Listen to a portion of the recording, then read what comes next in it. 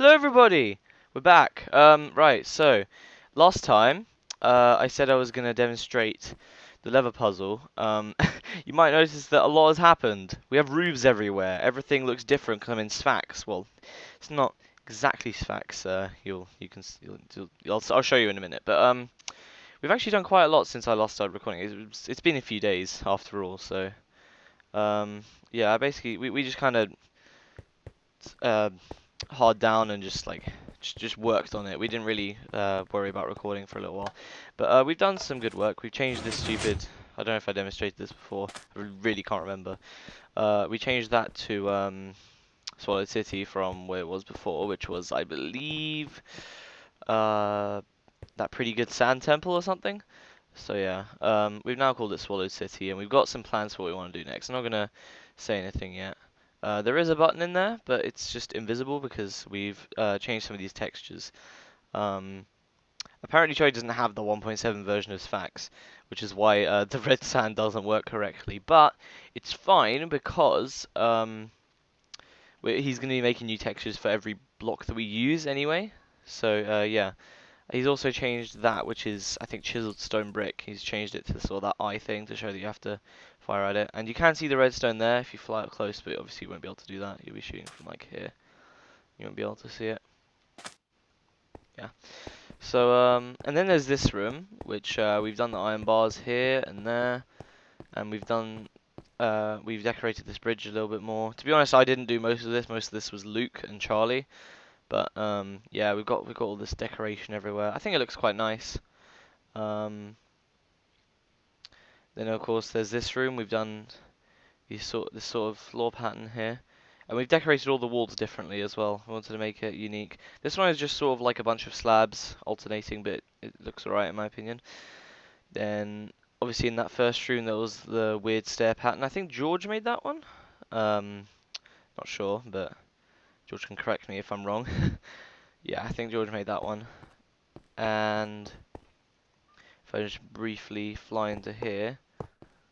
We've got another pattern here, using slabs again, but also using some stairs, and I think it's quite nice. I made these little pillars out of the things. And and Luke made this sort of weird lapisy floor pattern. This chest is where you're gonna get the glowstone. Um, I think I've done something wrong. I just realized I've actually set off the redstone by doing that, so I'm gonna have to go fix that. Let's get rid of the glowstone so it doesn't accidentally activate it. Okay. Okay, so apparently I picked the wrong slot. Apparently it's supposed to be 13. I don't know, not actually sure. Should have probably destroyed that rest of the block entirely, but okay, yeah, there we go. It's fixed now. If I just pick this up and throw it away here while I go put the redstone block back. Basically, the way this works is that we've got a clock here that once you open the chest, it will start powering it, and it repeatedly tests to see if you have glowstone in your inventory. And if you do, then it will stop checking because it will power this again. It will basically be permanently powered, and then it will do this. It will give it back to you. The way it tests is it attempts to clear inventory, and then the comparator checks to see if that was successful. And the this places a redstone block over here, I think. Yeah, here, which starts all this redstone. This is actually incorrect. This isn't actually by north room we mean that one, even though that's technically the south room. But we're just pretending that that's north for convenience's sake. I don't know why. But basically it will shut all the doors and attempt to start the boss fight, which is over here. So I'm gonna be going over that in a minute. For now, I just wanted to show you that that's there. Right, so yeah. Probably pick this up again, just throw it away. Right. If I fly out here.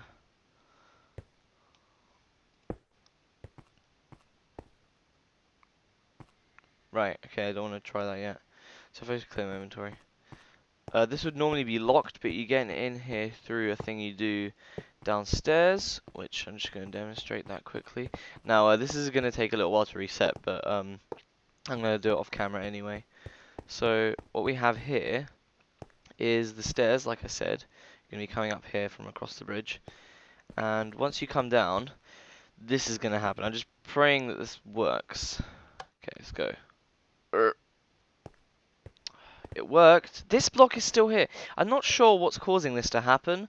I think I might be summoning one too many things. I'm gonna have to fix that later.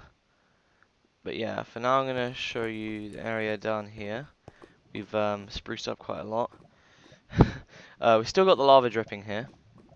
I don't know if I said this last time, but we've made it so that it's only like that when the door is open, just to reduce lag, so that there's not a clock running while you're not in the dungeon, and also to make sure it actually does work when you're in the dungeon, because the redstone might freeze. Anyway, now we made this parkour puzzle. I'm not sure if this was here either, but basically it leads you over to this chest, which contains the bow shot and the arrow, and we have actually got textures for this. I'll just take these so it doesn't break.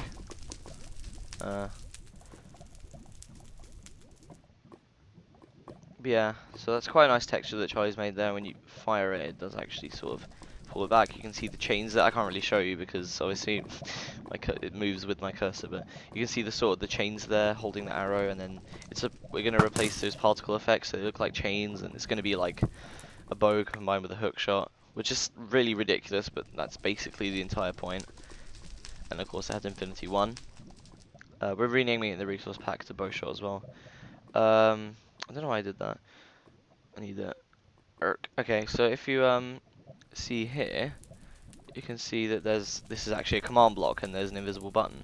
Basically what it does is it TPs the nearest player to it, so it acts like those hookshot targets you find in Zelda, if you actually hit it properly. Because this is centered, I think it works quite nicely, and it's pretty obvious where you have to hit, even if the button is invisible. And yeah, so what you have to do for this puzzle is you have to do that, and it will raise that gate, but only while you're standing on it. If I step off, you'll see it lowers the gate, so I have to sort of aim from here. There you go. And now I'm trapped in here. But there is going to be a button in here that basically releases the gate above, and so that will be pretty good. I'm not really sure what else there is to show you. I guess I could go back to No, I think that's all for now. Yeah, this is raised as well. It raises this when you do it. But I think I'll be demonstrating that next time, when I'm going to be briefly demonstrating what the boss looks like, because we're going to be making the boss fight. We've already started, to be honest, but once we finish it, we're going to demonstrate, and then afterwards I'll show off basically the completed dungeon, everything, make sure, do like an on-screen test, I guess, to check that everything's working, and if not, then we'll fix it. So yeah, I'll see you guys next time. Goodbye.